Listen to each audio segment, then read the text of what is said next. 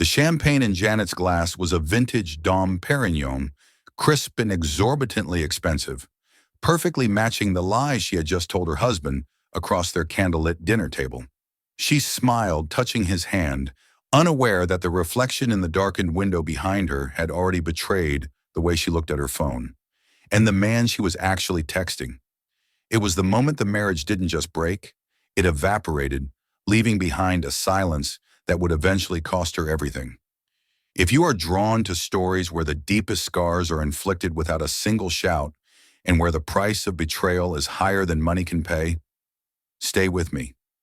The notification was innocent enough, a soft ping that cut through the low hum of the dishwasher and the distant muffled traffic of downtown Chicago. David Thorne stood in the kitchen of his penthouse, a glass of water in his hand, staring at the kitchen island. Janet's iPad Pro, usually tucked away in her oversized Hermes tote, was sitting propped up against the fruit bowl. The screen had lit up with a preview message. It wasn't a business email. It wasn't a notification from the gallery. It was a message from a contact simply labeled M. "He's so boring, baby. Just wait until the fiscal year closes. We'll take him for everything." David didn't move. The condensation on his glass ran down his thumb, cold and wet, but he didn't feel it. For a moment, his brain, usually a high-speed processor capable of analyzing complex forensic accounting data within seconds, simply stalled. He stared at the words, willing them to rearrange themselves into something benign, something misunderstood. "We'll take him for everything." The screen went dark. Upstairs, the shower was running. He could hear the faint thrum of the plumbing, the sound of his wife, Janet, washing away the day. 10 years. They had been married for 10 years. He had built this life around her. The floor-to-ceiling windows overlooking Lake Michigan, the connections to the Art Institute, the summers in the Hamptons. It was all architecture he had constructed to keep her safe, to keep her happy. David set the glass down. He didn't slam it. He placed it on the marble counter with deliberate, terrifying precision. He walked over to the iPad. He knew her passcode. It was her birthday. 10/24. He swiped. The synchronization had happened because the Wi-Fi had reset earlier that afternoon. The messages from her iPhone were mirroring here. He scrolled. It wasn't just a flirtation. It was a saga. Months of texts, photos, and voice notes exchanged with Marcus Vane. David knew Marcus. Everyone in Chicago finance knew Marcus. He was a man who wore suits that were too shiny and made promises that were too loud. A real estate developer who leveraged debt like it was oxygen. David had denied Marcus a loan 3 years ago because his financials were a house of cards. Now that house of cards was sleeping with his wife. David read the messages from yesterday. Janet. He suspects nothing. He's too busy looking at spreadsheets. Marcus. Good. The new condo development needs a cash injection by June. Your half of his portfolio should cover it, and then some. Janet. I can't wait to be free of him. It's like living with a statue. A statue. David felt a strange sensation in his chest, a hollowing out, as if his heart were retracting into a hard protective shell. He wasn't angry. Rage was hot. Rage was messy. What David felt was the temperature of deep space. Absolute zero. He heard the shower turn off upstairs. Panic should have set in. The urge to confront her, to scream, to throw the iPad against the wall. But David did none of those things. He was a forensic accountant. He dealt in facts, in trails, in the recovery of lost things. He knew that in a situation of fraud, and this was fraud, of the heart and the wallet, the worst thing you could do was alert the perpetrator before the evidence was secured. He quickly took photos of the chat log with his own phone, then carefully wiped his fingerprints from the iPad screen. He set it back exactly as it had been, at the precise angle against the fruit bowl. When Janet walked into the kitchen 10 minutes later, wrapped in a white silk robe, drying her damp hair with a towel, David was leaning against the counter, scrolling through the news on his own phone. "Hey," she said, her voice breezy, light, the voice of a woman with nothing to hide. "Did you eat?" David looked up. He looked at her familiar green eyes, the curve of her neck that he had kissed 1,000 times. He looked for the woman he loved, but she wasn't there. Instead, he saw a stranger plotting his destruction. Not yet, David said. His voice was steady, calm. I was just looking at the portfolio, thinking about making some changes. Janet froze for a microsecond, her hand pausing on the belt of her robe. Changes? What kind of changes? Diversifying, David lied, holding her gaze. Moving some things around? Protecting the future? Janet smiled, but it didn't reach her eyes. She walked over and kissed his cheek. She smelled of lavender and deception. You're always so responsible, David. That's why I love you. I know, David said, watching her walk to the fridge. He knew exactly what he had to do. She wanted half. She wanted to leave him with nothing. David turned back to his phone, but he wasn't reading the news anymore. He was opening his secure banking app. Let the game begin, he thought. The charity ball at the Art Institute of Chicago was the kind of event where the air conditioning was set to a chill that necessitated mink stoles, and the champagne cost more per bottle than most people's mortgage payments. David Thorne stood near a towering marble pillar, swirling the liquid in his glass. He was wearing a tuxedo that fit him with architectural precision, a silent armor against the noise of the room. From his vantage point, he watched his wife work the E-Way crowd. Janet was radiant in a backless emerald gown, her laugh echoing just a little too loudly as she charmed a circle of donors. And there, hovering at the edge of her orbit like a shark scenting blood, was Marcus Vane. David watched Marcus lean in to whisper something to Janet. He saw Marcus's hand ghost over the small of her back, a touch that lingered a fraction of a second too long for a casual acquaintance, but brief enough to be plausible deniability. Janet's posture softened instantly. She leaned back into the touch. It was a performance, a grotesque, synchronized dance. And for the first time in his life, David realized he was the only one in the room who could see the strings. David, darling! Janet waved him over, her smile bright and brittle. Come say hello to Marcus. He was just telling us about his new skyscraper project in the Loop. David walked over, his face a mask of polite disinterest. He extended a hand. Marcus, good to see you. Marcus took the hand. His grip was firm, aggressive, the handshake of a man who thought he was the alpha in every room. David, you look tired, man. The market beating you up? There was a gleam in Marcus's eyes, a mockery. He was sleeping with David's wife and taunting him about his livelihood. This was the test. The old David would have corrected him, would have cited his firm's 12% quarterly growth. But the new David, the one who had spent the last 48 hours mapping out irrevocable trusts in the Cayman Islands, simply sighed. He let his shoulders slump slightly. It's been rough, David lied, his voice low. Volatility in the Asian markets. We're looking at some significant liquidity issues if things don't stabilize by Q3. He saw Janet's smile falter. Her eyes darted to Marcus. This was the bait. Liquidity issues? Janet asked, her voice sharpening. I thought you said the portfolio was diversified. It is, David said, taking a sip of his drink to hide the lack of emotion on his face. But even diversification has limits when the foundation cracks. I might have to move some personal assets into holding patterns, just to be safe. Marcus frowned, looking at Janet. David could practically hear the gears turning in the developer's head. If David was cash poor, Marcus's plan to use Janet's divorce settlement to fund his failing skyscraper was in jeopardy. Well, Marcus said, straightening his lapels, trying to regain dominance. Real estate is the only safe haven, David. Bricks and mortar. You finance guys play with imaginary numbers. Perhaps you're right, David said softly. Maybe I've been looking at it all wrong. He watched them exchange a glance. Relief washed over Janet's face. She interpreted his weakness as submission, not strategy. She thought he was just a tired man losing his touch. Later that night, the car ride home was silent. Janet sat against the passenger door, typing furiously on her phone, undoubtedly updating Marcus on the liquidity issues. David stared out the window as the city lights blurred into streaks of golden red. He felt a vibration in his pocket. It was a secure email from his attorney in Zurich. Subject: Asset Transfer Protocol Body. The charitable trust structure is ready for signature. Once executed, the primary capital will be untouchable by marital litigation. David glanced at his wife. She was smiling at her screen, bathed in the blue light of betrayal. She had no idea that the man sitting next to her had just ceased to exist on paper. "Are you okay?" Janet asked without looking up, sensing his gaze. "I'm fine," David said. "Just thinking about the future." "Don't worry too much," she murmured, finally locking her phone.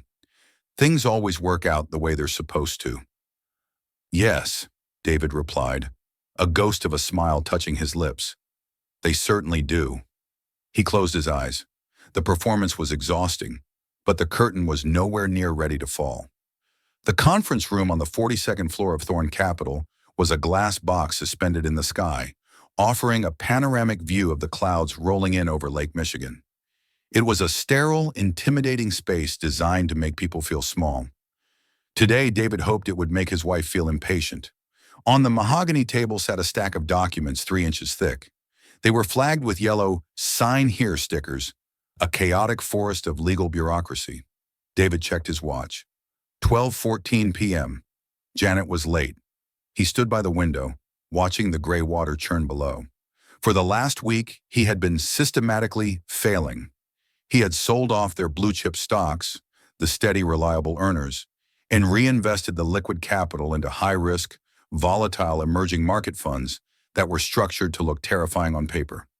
Simultaneously, he was moving the core principal into a charitable remainder trust.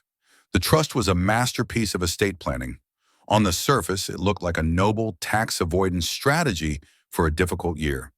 In reality, once the assets were inside, they were locked. The beneficiaries were a series of nonprofits David sat on the boards of. The income stream would go to him, the manager, but the capital itself, it was no longer marital property. The glass door hissed open. Janet breezed in, bringing a gust of expensive perfume and the frantic energy of someone who had somewhere better to be. "God, the traffic on Wacker is a nightmare," she said, tossing her Hermes bag onto a leather chair. She didn't look at him. She looked at her reflection in the glass wall, smoothing a stray hair. "I only have 20 minutes, David. The gallery committee, is waiting for me for a lunch meeting." David turned, his face a portrait of weary desperation. He had stopped shaving every day, leaving a shadow of stubble that suggested stress. He had loosened his tie. "I appreciate you coming, Elle," he said, his voice tight. "My lawyers said we couldn't wait. The IRS audit flags are tripping. If we don't move the liquid cash into these shelters by end of business today, the capital gains tax alone will wipe out the Hamptons house." Janet stiffened. "The Hamptons house? You said that was safe." "Nothing is safe right now," David said, walking to the table and tapping the stack of papers. "Not unless we lock it down. These documents transfer ownership of the accounts to the foundation. It lowers our taxable income to almost zero. It's the only way to protect what's left." Janet walked over, frowning at the mountain of paper. "Why is there so much? Can't you just handle it?" "It's joint assets, Janet. I need your consent to move them out of our personal names." He held out a Mont Blanc pen. It was heavy, black, and cold. She took it, her eyes flicking to the door. Her phone buzzed on the table. "A message from M. Table is ready. Ordered the Pinot you like. Hurry up." She glanced at the message, a small smile touching her lips, before turning back to the documents. She flipped to the first yellow flag. "Just sign where the stickers are?" she asked. "Yes," David said. His heart was hammering against his ribs, a slow, heavy rhythm. "I've already reviewed everything with legal." Janet didn't read the paragraph about the irrevocable transfer of title. She didn't read the clause defining the loss of beneficiary control. She simply signed her name, Janet Thorne. The loop of the E was graceful, sweeping. She flipped the page. Signed, flipped, signed. The sound of the pen scratching against the paper was the only noise in the room. To Janet, it was the sound of a chore being finished. To David, it was the sound of a guillotine blade dropping, inch by inch. "You're saving us, David, right?" she asked absently as she signed the final page, the one that transferred the deed of the penthouse into an LLC owned by the trust. "I'm doing exactly what needs to be done," David replied. She capped the pen and tossed it onto the table. "Done. Can I go now?" "Go," David said softly. "Enjoy your lunch." Janet grabbed her bag and was out the door before the echo of her voice had faded. David stood alone in the silence. He picked up the documents, aligning the edges until the stack was perfectly square. He looked at her signatures, 23 of them, 23 nails in the coffin of her financial future. He picked up the phone and dialed his attorney. "She signed," David said into the receiver. "File them immediately." He hung up and walked back to the window. Down on the street, he saw a black sedan pull away from the curb. He watched it disappear into the traffic of the city, carrying his wife to her lover, neither of them realizing they were already paying the bill. The living room was dark, save for the glow of the gas fireplace, which cast long, flickering shadows against the limestone walls. David sat in the wingback chair, a book open on his lap that he hadn't read a single line of in an hour. He was waiting. He knew the timeline. He had been monitoring Marcus Vane's construction loans. The maturity date on Vane's primary bridge loan was next Tuesday. Marcus was underwater, desperate for liquidity to stop the foreclosure on his South Loop project. He needed cash, and he needed it now. That meant Janet would need to make her move tonight. The front door unlocked. The heavy click of the latch echoed through the quiet apartment. Janet walked in. She didn't call out to him. She dropped her keys on the console table with a clatter that sounded like a gavel. She walked into the living room, still wearing her coat, her face pale and set in a grim line of determination. She had been rehearsing this speech. David could see it in the tightness of her jaw. "We need to talk," she said. The classic opening. David closed the book slowly, marking the page with a trembling hand. A calculated affectation. "Elle, is everything okay? You're home late." "I can't do this anymore, David," she said, her voice shaking slightly. Not from sorrow, but from adrenaline. She walked over to the fireplace, turning to face him, blocking the warmth. "I'm not happy. I haven't been happy for a long time." David stood up, letting his shoulders slouch. He walked toward her, reaching out a hand, which she flinched away from. "Is it the stress?" he asked, his voice pleading. "I know I've been distant. The market, the portfolio. It's been a nightmare, but I can fix it. I can take a sabbatical. We can go to the villa in Tuscany next month, just the two of us." "It's not about a vacation, David," she snapped. "It's about us. We're dead. We're just roommates who share a tax bracket. I want a life. I want passion." "Passion," David repeated, the word tasting like ash. "Is there someone else?" Janet hesitated. It was the only unscripted moment of the night. Marcus had probably told her to deny it until the papers were signed, to keep the moral high ground. "It's not about anyone else," she lied, her eyes shifting to the rug. "It's about me finding myself. I want a divorce, David." David sank back into the chair, burying his face in his hands. He let out a ragged breath. He needed to look broken. He needed to look like a man too weak to fight, a man who would sign whatever was put in front of him just to make the pain stop. "Please," he whispered through his fingers. "Don't do this. We can work it out." "My mind is made up," she said, her voice gaining strength as she saw his collapse. She was winning. "I've already spoken to a lawyer.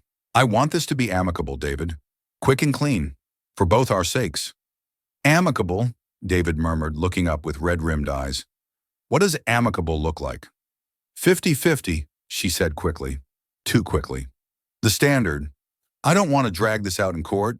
I know you're having liquidity issues, but I know what the estate is worth.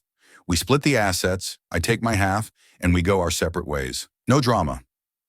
David stared at her. He saw the greed hidden behind the mask of finding herself. She wasn't seeing her husband. She was seeing a bank transfer that would save her lover's career. He held the silence for 10 seconds, long enough to make her sweat, but not long enough to make her doubt. "If I agree," David started, his voice cracking, "if I give you what you want, will you be happy?" "Yes," Janet said, softening her tone, sensing victory. "I will be, David, and you will be too, eventually. You'll see." David nodded slowly, defeated. "Okay. Have your lawyer send the papers. I won't fight you." Janet exhaled, her entire body relaxing. She walked over and touched his shoulder, a gesture of pity that felt like a brand. "Thank you, David. You're doing the right thing." She turned and walked toward the bedroom to pack an overnight bag. She wouldn't be staying here tonight. She was going to Marcus to celebrate. David remained in the chair, watching the fire. The right thing. Yes, he was doing exactly the right thing. He had just verbally agreed to give her 50% of a shell, half of a ghost. He reached for his phone and sent a single text to his attorney. Green light. Let them serve me. The following week, the penthouse became a place of subtle subtraction. Janet was rarely home. She was staying at the Four Seasons to give them both space, a euphemism for spending her nights in Marcus Vane's bed without the inconvenience of a commute. Her absence gave David the freedom he needed to execute the physical phase of his plan. He didn't pack in the traditional sense. There were no cardboard boxes, no packing tape, no movers hauling furniture. Those were the tools of a relocation. David was engaged in an erasure. He started in the study. This was the room where he had built his empire, lined with mahogany bookshelves and accolades. He took down his diploma from the University of Chicago. He removed the paper from the frame, rolled it up, and placed it in a slim, nondescript briefcase. He left the empty frame hanging on the wall. At a glance, the room looked unchanged. Only a closer inspection revealed the hollow center. He moved to the walk-in closet. Rows of Italian suits, color-coordinated by Janet's stylist, hung like soldiers. David touched the sleeve of a charcoal Tom Ford jacket. It was beautiful, expensive, and it belonged to the man Janet wanted him to be. He left it. He left the silk ties, the polished Oxfords, the cufflinks that cost more than a mid-sized sedan. Into a single duffel bag, he packed only what was his before her: a worn leather belt from college, a pair of running shoes, a few plain button-down shirts. He was distilling his life down to its essence, shedding the skin of David Thorne, Chicago financier. On Thursday afternoon, he sat at the kitchen island with his laptop. The house was silent, save for the hum of the refrigerator. On the screen was a digital lease agreement for a 2-bedroom apartment in St. Louis. It was a modest sonachivanier unit in a brick building far removed from the Gold Coast. No doorman, no view of the lake, no socialite neighbors. The lease was under the name of a shell company, Veritas Holdings, LLC. He clicked sign. The confirmation screen flashed. Lease executed. Welcome home. David closed the laptop. He felt a strange lightness in his chest, a vertigo of freedom. He looked around the kitchen. He had removed his favorite coffee mug from the cupboard. He had taken his vitamins off the counter. He had deleted his profile from the smart home thermostat. The environment was beginning to reject him. He was becoming a guest in his own mortgage. That evening, the housekeeper, Mrs. Gable, came in to prepare a light dinner. She looked at David with concern. She had noticed the empty spaces on the shelves, the missing photos on the mantel, though she couldn't quite place what was wrong. "Mr. Thorne," she said, wiping her hands on her apron, "the house feels different. Is everything all right?" David looked up from his plate of untouched food. He smiled, and it was the most genuine smile he had worn in months. It was the smile of a man who had already walked out the door, leaving only a hologram behind. "Everything is in order, Mrs. Gable," David said softly. "Just doing a little spring cleaning. Getting ready for a fresh start." "A fresh start is always good, sir," she said, though her eyes remained worried. "Yes," David agreed, taking a sip of water. "It's the only thing that matters." Later that night, he walked through the darkened hallway. He stopped at the console table where a wedding photo had sat for 10 years. He had removed the photo 2 days ago. Now only a faint square of dust remained on the wood, a ghostly outline of where their happiness was supposed to be. He ran his finger through the dust, wiping the outline away. Now, there was nothing. He went to bed and slept soundly, the duffel bag hidden deep in the back of the closet, ready for the signal. The Modern Echoes exhibit was the most anticipated event of the spring season. The gallery in River North was packed with the kind of crowd that smelled of dry cleaning chemicals and old money. Janet was the star of the evening, floating through the room in a silver dress that shimmered like liquid mercury, accepting compliments on her curation. David stood near the bar, nursing a sparkling water. He felt like a ghost haunting his own wake. He knew why Janet had insisted he come tonight. "It's important for appearances," she had said. "We need to show a united front until we decide how to handle things." It was a lie, of course. She wanted witnesses. Marcus Vane was there naturally. He stood by a large abstract sculpture, holding court with a group of investors. his eyes occasionally darting toward David with a predatory gleam. The air in the room felt thick, charged with a static electricity that made the hair on David's arms stand up. At 8:30 p.m., the crowd thinned slightly near the door entrance as a man in a cheap, ill-fitting gray suit pushed his way through. He didn't look like an art lover. He looked like a functionary of the state. He scanned the room, ignoring the art, until his eyes locked on David. The room seemed to quiet down, a ripple of silence spreading outward from the man's path. People sensed the disruption. Chicago society loved a scandal almost as much as they loved tax breaks. The man stopped in front of David.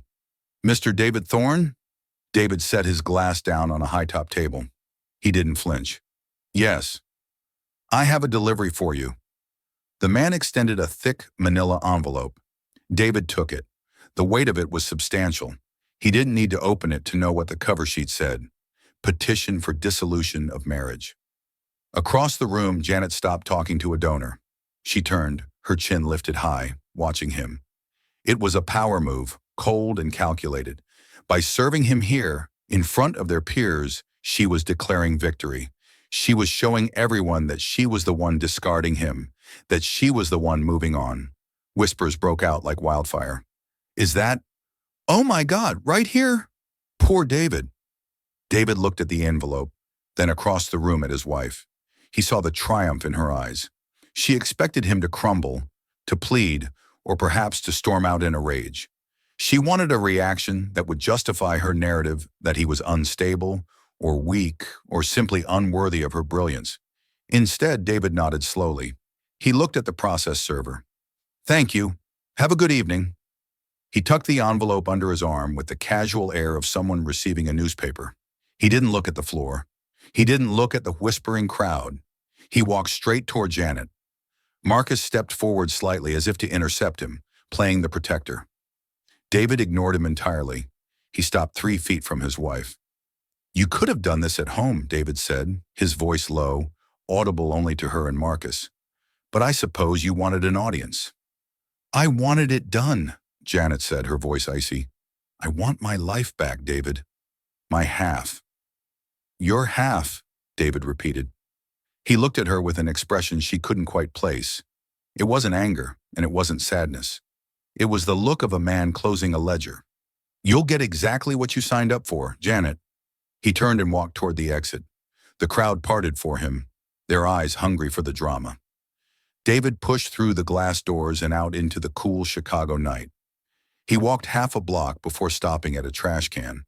He didn't throw the papers away, he needed them. But he took a deep breath of the city air. It smelled of exhaust and rain, but to him it smelled like oxygen. He pulled his phone out. Text to attorney, received. The clock has started. Freeze the decoy accounts. I'm gone. He hailed a cab, not to the penthouse, but to O'Hare International Airport. His duffel bag was already in the trunk of the car he had prearranged. The performance was over. The ghost was finally leaving the stage. The conference room at Sterling & Associates was designed to intimidate. It was all polished chrome, black leather, and a view of the Chicago skyline that cost $600 an hour to look at. Janet sat at the head of the table, tapping her manicured nails on the glass surface. She was impatient. It had been 3 weeks since she served David. 3 weeks since he had walked out of the gallery and seemingly off the face of the earth. His phone was disconnected. His email sent back an auto-reply directing inquiries to a legal team in Zurich. "Where is he?" Marcus texted her under the table. "The bank is calling about the bridge loan again. We need the settlement timeline." Janet typed back, "Relax, we're dividing the assets today. You'll have the cash by the 1st of the month." The door opened. Arthur Sterling, the most ruthless divorce attorney in the city, walked in. Usually, Sterling entered a room like a gladiator entering an arena. Today, he looked pale. He was followed by a forensic accountant who looked like he had just seen a ghost. Sterling didn't sit down. He tossed a thick binder onto the table. It landed with a dull, hollow thud. "We have a problem," Sterling said, his voice stripped of its usual bravado. Janet frowned, putting her phone away. "What problem? Is he hiding money? I told you, he has accounts in the Caymans, in Switzerland." "He isn't hiding it, Janet," Sterling said, loosening his tie. "It's gone." "Gone?" Janet laughed, a sharp, incredulous sound. Don't be ridiculous. David is worth nearly $40 million. You don't just lose $40 million. The forensic accountant cleared his throat. He opened the binder and slid it toward her. Mrs. Thorne, we've run the discovery on every account associated with your social security number and his. The primary brokerage accounts? Empty. The real estate portfolio? Transferred. Transferred where? Janet demanded, her heart starting to beat a frantic rhythm against her ribs. To the David and Janet Thorne Charitable Remainder Trust, the accountant said, and the Global Heritage Foundation. These are irrevocable trusts. Once the assets are in, they cannot be withdrawn for personal use. They are legally locked for 20 years. Janet stared at him. He can't do that. That's a marital property. He needs my permission to move that kind of capital. Sterling looked at her with a mixture of pity and frustration. He had your permission, Janet. He has 23 separate transfer authorizations, all signed and notarized 3 weeks ago. Did you sign a stack of documents for him recently?